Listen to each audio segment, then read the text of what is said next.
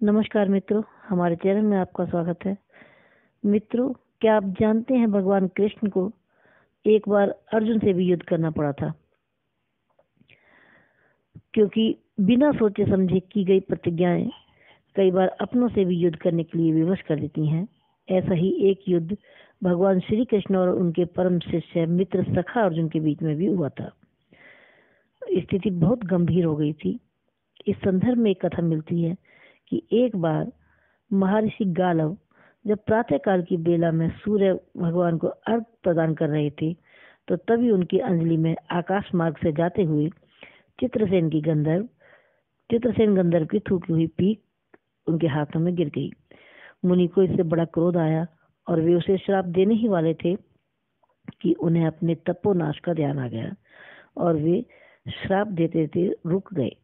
उन्होंने जाकर भगवान श्री कृष्ण से प्रार्थना की और चित्रसेन की शिकायत की। भगवान श्री कृष्ण ने मुनि की बात सुनकर तुरंत प्रतिज्ञा कर ली कि वे 24 घंटों के अंदर ही चित्रसेन को वध कर देंगे और अपनी प्रतिज्ञा के प्रति पूरी तरह से संतुष्ट करने के लिए ऋषि को के लिए माता देव की तथा महर्षि के चरणों की शपथ ले ली।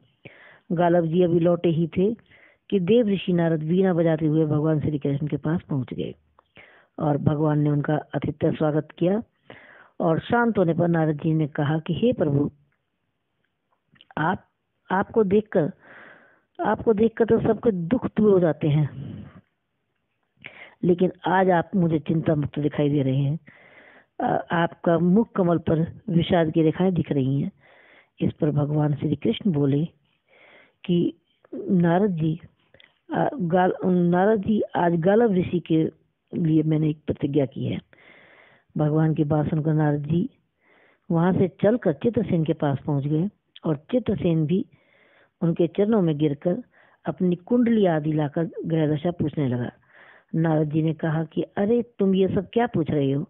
तुम्हारा तो अंतकाल निकट आ पहुंचा है। अपना कल्याण चाहते हो तो बस कुछ दान पुण्य कर लो।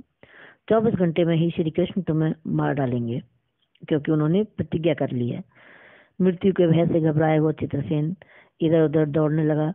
वह सभी धामों में गया, ब्रह्मधाम, शिवपुरी, इंद्र, यम, वरुण, सभी लोगों में दौड़ता फिरा, पर किसी ने भी उसकी सहायता नहीं की, अपने यहाँ ठहरने नहीं दिया, क्योंकि कोई भी भगवान श्री कृष्ण से शत्रुता लेना नहीं चाहता था। अब बेचारे गंधर्वराज अपनी रोती पीटती स्त्रियों के साथ नारद जी की शरण में आ पहुंचे। नारद जी दयालु थे। उन्होंने उनकी सहायता करने का वचन दिया और कहा कि आज यमुना तट पर चले आओ। वहां जाकर एक स्थान को दिखाकर कहा कि आज आधी रात को यहाँ एक स्त्री आएगी और तुम उस समय ऊंचे स्वर में विलाप करना। वह स्त्री तुम्हें बचा लेगी, पर ध्यान रखना, जब तक वो तुम्हारे कष्ट दूर करने की प्रतिज्ञा ना कर ले, तब तक तुम अपने कष्टों को भूल कर भी उनके सामने ना बताना। नारद जी की लीला जारी रही। एक ओर तो चित्रसेन को ये समझाया और दूसरी ओर पहुंच गए अर्जुन के महल में सुभद्रा के पास। उससे बोले कि सुभद्रे, आज का पर्व बड़ा ही महत्वपूर्ण है, क्योंकि आज आधी रात को यमुना पर स्नान करने से और किसी दीन की रक्षा करने से अक्षय पुण्य की प्राप्ति होती है। तो ये सुनकर आधी रात को सुभद्रा अपनी 1-2 सखियों के साथ यमुना स्नान के लिए निकल पड़ी। वहां जाकर उसे रोने की आवाज सुनाई दी और जाकर देखा तो चित्रसेन को रोता हुआ पाया। उन्होंने लाख पूछा, पर वो बिना प्रतिज्ञा किए बतलाने को तैयार नहीं थे। अंत में सुभद्रा प्रतिज्ञाबद्ध हो गई और जब स्थिति स्पष्ट हुई उनके सामने, तब ये सुनकर सुभद्रा बड़े धर्म संकट में पड़ गई। एक ओर तो भगवान श्री कृष्ण की प्रतिज्ञा, वह भी ब्राह्मण के लिए, और दूसरी ओर अपनी प्रतिज्ञा, अंत में शरणागत की रक्षा करने का सुभद्रा ने निश्चय किया और चित्रसेन को अपने साथ घर ले गई। घर जाकर उन्होंने सारी स्थिति अर्जुन के सामने रखी। अर्जुन का चित्रसेन मित्र भी था, तो अर्जुन ने सुभद्रा को सांत्वना दी कि मैं तुम्हारी प्रतिज्ञा पूरी करवाऊंगा। नारद जी ने इधर जब ये सब ठीक कर दिया तब द्वारका पहुंचे और श्री कृष्ण से कह दिया कि महाराज, अर्जुन ने चित्रसेन को आश्रय दे रखा है, इसलिए आप सोच विचार कर ही युद्ध के लिए जाएं। भगवान ने कहा, नारद जी, एक बार आप मेरी तरफ से अर्जुन को समझाने की चेष्टा करो। अब देव ऋषि दौड़े और द्वारका से इंद्रप्रस्थ पहुंचे।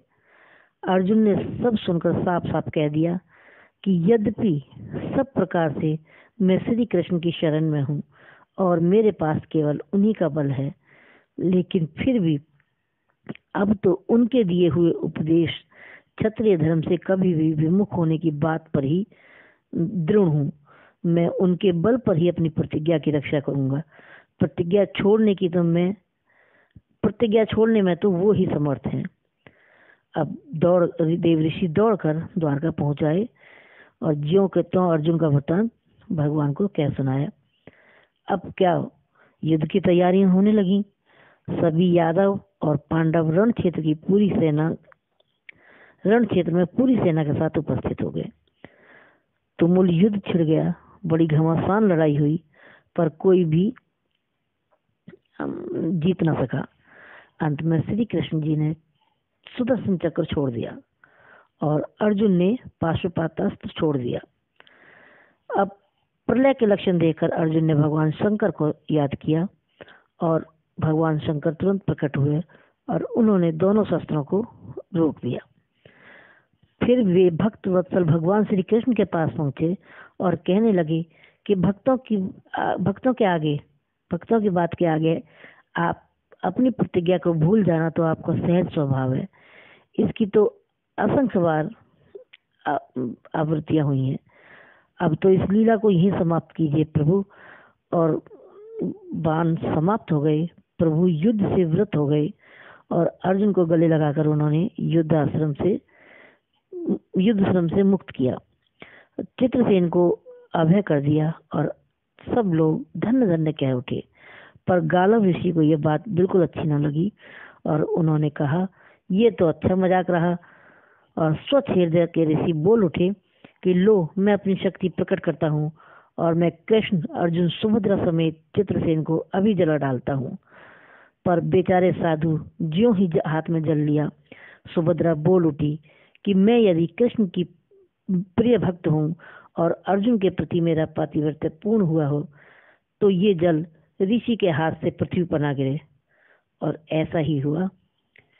ऋषि ने हाथ में जल लेकर जैसे ही श्राप देने के लिए हाथ उठाया और वो जल जमीन पर नहीं गिरा। ऋषि बड़े लज्जित हुए।